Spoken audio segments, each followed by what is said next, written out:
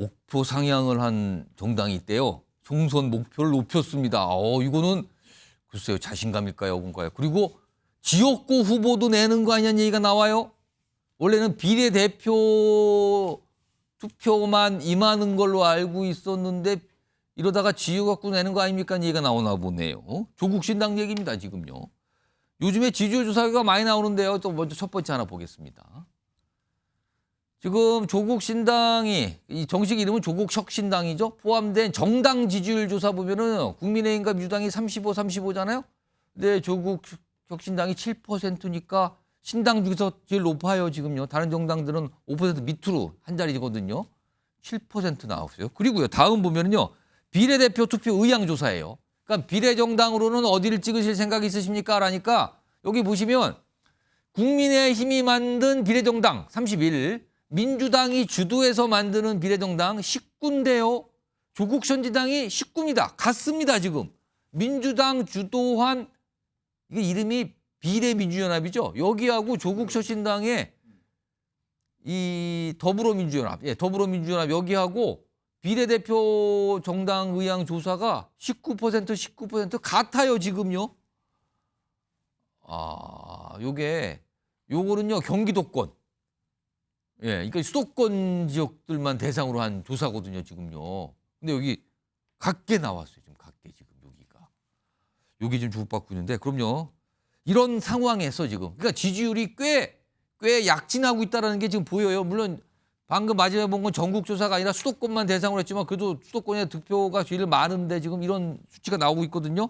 이런 상황에서 다음 목소리는 조국 신당과 좀 관련이 있습니다. 들어보겠습니다. 저희는 이제 신생정당입니다. 현재는 뭐 당원이 한 7만 정도밖에 되지 않고, 물론 저희는 한 10만을 목표로 합니다. 민주당과는 비교가 안 되죠. 이번 총선에서 저희 목표는 10석이 목표입니다. 내신 목표에서 10석에서 좀 더 상향하거나 그럴 생각은 없으십니까? 현재와 같은 두 자리수 지지율이 이렇게 좀 유지된다면 그럼 그다음부터는 상향해야 될 것으로 봅니다. 네. 막 시작을 했을 때 10석을 목표로 했어요. 그리고 지금도 10석이 목표입니다만 제가 조금 오늘 늘려서 높여드리면 12척의 배를 주십시오. 12척의 배를 주시면 저희들이 아까 말씀드렸듯이 하객진의 망치선이 돼서. 자, 그리고요, 지금 조국 신당 관련 속보가 좀 들어왔네요. 지금 조국 전 장관, 지금 대표죠. 오늘 조국 혁신당의 비례대표 후보 신청, 이런 내용이 좀 들어오고 있네요. 요겁니다, 지금요. 자, 김천현 교수님. 네. 목표를 원래는 한 10석 정도 얘기하다 2석 정도 높였네요.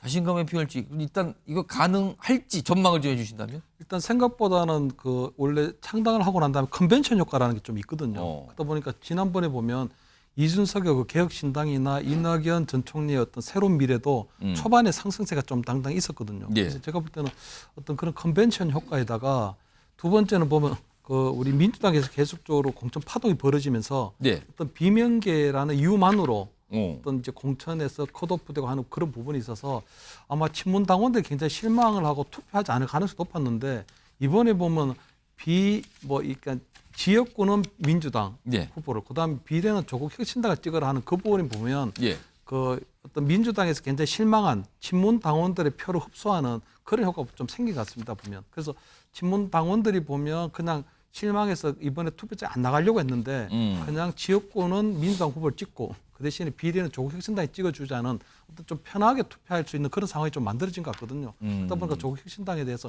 좀 생각보다 좀 지지율이 노는 것 같고, 이게 제가 볼 때 지금 당장보다 더 요동을 칠 가능성이 높은 게 지금 민주당과 위성정당이 보면 굉장히 좀 종북 성향이 큰 게 켜졌거든요. 그러다 보니까 진보당에 3석을 주고 그다음에 또 시민단체에도 4석을 줬는데 거기에서 1등을 한 사람도 또 마찬가지로 진보당 계열에 진보당과 가까운 어떤 뭐 이 친북 또는 반미 그런 인사가 됐기 때문에 아마 건전하고 합리적인 민주당원이라면 지금 민주당이 어떤 위성정당에 대한 투표한다기보다는 조국혁신당으로 좀 더 투표 가능성이 높아져서 조국혁신당이 앞으로 굉장히 조금 상승세를 좀 유지할 가능성이 높아 보인다, 이렇게 전망합니다. 김영주 전 의원님, 원래 조국 신당은 비례용 정당이라고 알려졌고 그걸 표방한 걸로 나와요. 근데 이러다가 지지율이 높게 나오니까 혹시 이러다가 지역구에 후보 내는 거 아닙니까 혹시? 이제 만약에 지역구 후보를 낸다라면 사실은 광주나 호남에 지역구 후보를 낼 가능성이 있습니다. 왜냐하면 현재 지금 뭐 낼지 안 될지는 모르겠습니다만은 모르겠습니다만 현재 지금 이제 이재명 대표 체제 하에서 사실 수도권에 호남 출신 후보들이 줄줄이 낙마하고 있거든요.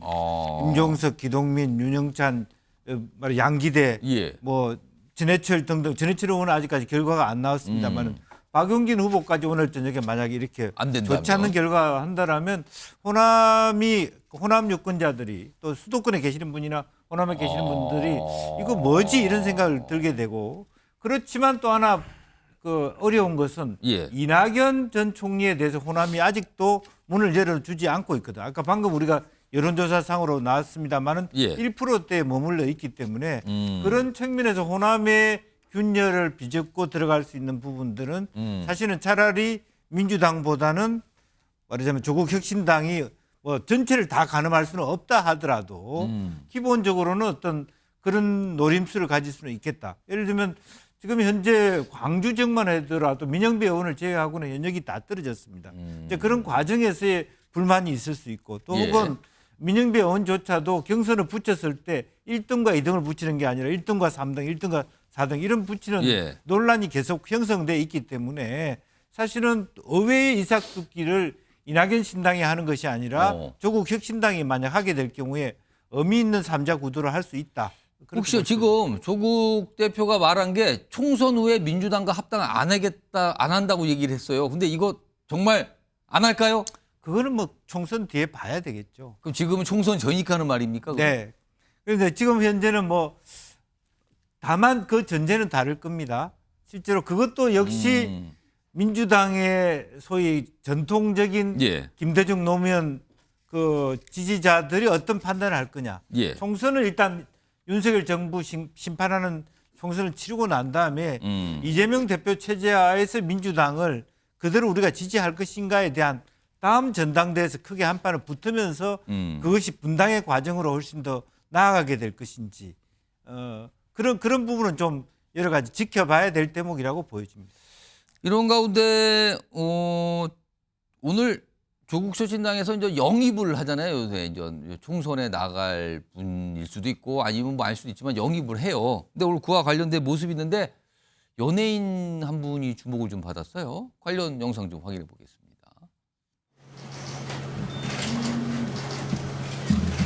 오늘부터 조국 혁신당과 함께하게 되어 기쁘고 새로운 희망으로 가슴이 벅찹니다. 무도한 정권에 대항하여 마침내 꼭 함께 승리합시다.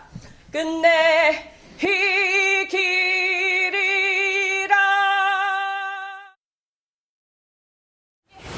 총리 관저로 하나 보내고 나머지는 200ml씩 나눠드려서 거기서 떠온 거다.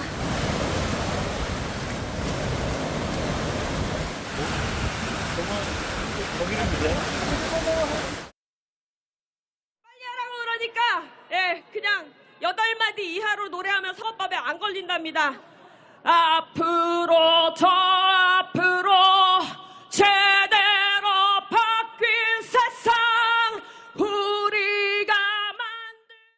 정기환 교수님, 그러면 이재명 대표의 지지자라고 볼 수 있는데 저런 노래까지.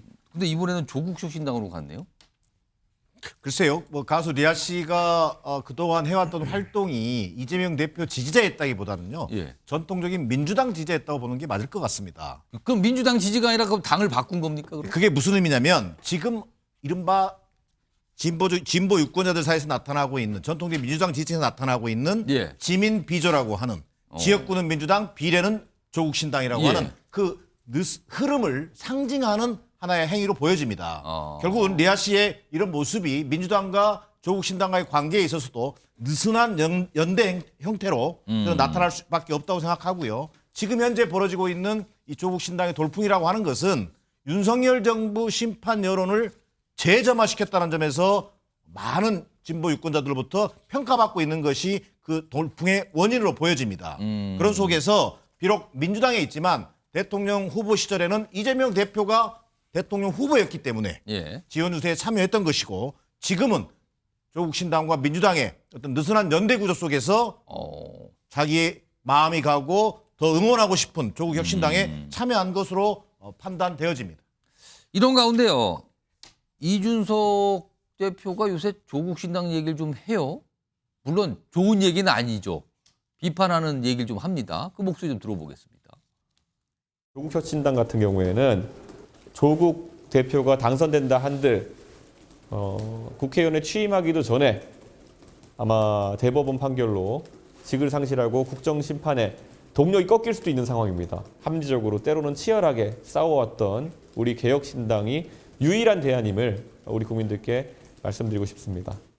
민주당 자체에 소위 말하는 알짜 진보 진영이라고 하는 사람들이 그 사람들이 조국 그 신당에 대한 지지를 보이지 않나 이렇게 생각을 하는 겁니다. 그렇게 크게 탄력을 받을 거라고는 생각하지 않아요. 정치인 변호사? 네네. 이준석 대표 개혁신당이 약간 어떤 공격의 타겟 대상을 바꾼 겁니까? 약간? 지금 뭘까요? 제가 봤을 때는 굉장히 예. 이준석 대표는 마음이 초조할 거예요. 왜냐하면 그 국민의힘과 민주당이 아닌 국민의힘도 아니고 민주당도 아닌 제3의 그것을 원하는 사람들한테 그 개혁신당이 그 대안이 되어야 하는데 지금 보니까 개혁신당도 아니고 새로운 미래도 아니고 전혀 생각하지 못했던 뜻밖의 뜻밖의 조국 혁신당이 이제 등장을 하니까 예. 지금은 국민의힘이 문제가 아니고 민주당이 문제가 아니고 이준석 대표한테는 그 조국 혁신당이 문제가 될 수밖에 없는 거죠.